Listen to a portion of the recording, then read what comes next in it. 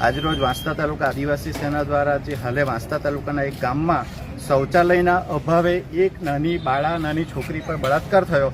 જો આ ટ્રાઇબલ સપ્લાન કે જો સરકારશ્રી તરફથી એક શૌચાલય બનાવેલું હોત તો આ છોકરી પર બળાત્કાર નહીં થતે. તે રીતે આજે જોઈએ તો આ મારી જોડે આવેલા ભાઈઓ છે, એ લોકોનો જર્જરિત હાલતમાં મકાન છે, તે લોકોનો સર્વે જ નથી કર્યો આવાસનો, તો આવાસ ક્યાંથી મળે એ પ્રશ્ન છે. ને જેમાં જર્જરિત અવસ્થામાં સર્વે થયેલો તેના આવાસ બનાવવા જોઈએ એ માટે અને પાણીની સુવિધા માટે ગુજરાત રાજ્યના તમામ આદિવાસીઓને પાણીની સુવિધા મળે એટલા માટે આવાસ સહિતની સુવિધા મળે એટલા માટે આજરોજ આવેદનપત્ર આપવામાં આવ્યું. પણ હાલે મામલતદાર ઓફિસમાં ગયા ત્યારે ચૂંટણી પ્રક્રિયામાં બિઝી હતા સાહેબ, અને પ્રાંત અધિકારી પણ ત્યાં હાજર નહોતા અને તાલુકા પંચાયતમાં ટીડીઓ બી હાજર નહોતા. અને બધાથી ખરાબ પરિસ્થિતિ એ થઈ કે પ્રાંતના વહીવટદાર ઓફિસમાં આવ્યા ત્યારે આખી પ્રાંતના વહીવટદાર ઓફિસ ખાલી છે, કોઈ પણ ટેબલ પર કોઈ પણ અધિકારી નથી.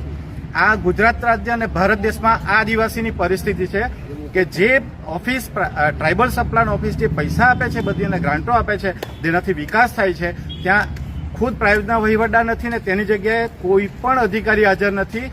અને આ જોડે અમે વિડીયો દ્વારા આપણે જણાવવા માંગીએ છીએ કે આ પરિસ્થિતિમાં વાંસદા તાલુકાના આદિવાસીઓ જીવે છે. એટલે આજે અમે માંગણી કરી છે કે તાત્કાલિકપણે તમામ આદિવાસીઓ જે જર્જરિત હાલતમાં હોય કે જેને આવાસની જરૂર તેને આવાસ મળવા જોઈએ. છેલ્લે શૌચાલય પણ 12,000ના બનાવે તો ચાલે, કારણ કે નરેન્દ્ર મોદી આવ્યા ત્યારે 2 કરોડના સમોસા ખાધેલા હતા અને કંઈ કરોડો રૂપિયા એના પ્રોગ્રામમાં ગયા, તો અમને તો ખાલી 12,000 રૂપિયાનું એક શૌચાલય જ જોઈએ છે.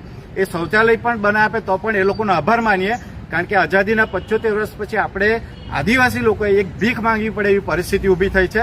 અને તૂર તો વગાડે નરેશ પટેલ ફલદરામાં જઈને, પણ એના ટ્રાઇબલ સપ્લાનની વાંસદાની ઓફિસમાં આવીને જોવું જોઈએ કે એક બી અધિકારી છે જ નહીં. તો તમે મંત્રી બનીને શું કરો છો એ પણ વિચારવાનું છે, એ કરવું જરૂરી છે. અને ગાંધીનગર કે કોઈ એસી ઓફિસમાં બેસીને કામ કરવાનો કોઈ મતલબ નથી.